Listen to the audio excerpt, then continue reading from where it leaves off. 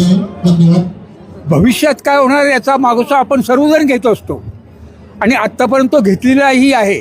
परंतु आज आपण जे इथं नारळ वाढवलेलं आहे याचं बघा, पाठीमागचे 75 वर्ष या लोकांना आठवली. मला हे निराळगणित आहे बघा. पुढच्या याचा विचार करणं निराळं, पण 75 पूर्ण झालेली आहेत आणि त्याची संकल्पना इतकी उत्कृष्ट राबवली गेलेली आहेत. त्याबद्दल मी मनापासून सगळ्यांचे धन्यवाद मागतो की नाही, हे फार चांगलं मोठं काम केलेलं आहे. मला वाटतं आपण सगळ्यांची त्यांना टाळ्याच्या गजरामध्ये यांचं स्वागत करूया.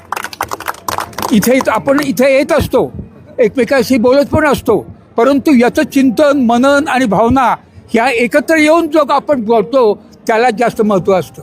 मला प्रत्येकाची नाव घेऊन बोलत नाही, परंतु योगेश असा काहीतरी माणूस आहे की त्याला पूर्वीचे 75 आणि भविष्यातले 25, 100 वर्षाची कल्पना असणारा असा माणूस आहे. अरे टाळ्या द्या जरा थोडक्या. साधी बाब नाही ही. आपण अत्यंत जवळ असल्या कारणाने आपल्याला वाटतं ते, परंतु जर थोडा जर विचार केला तर विकासनाला केवढं मोठं काम तुम्ही केलेलं आहे याच्याबद्दल मी खरंच तुमच्या मनापासून धन्यवाद वाटतो आणि माझ्या शब्दात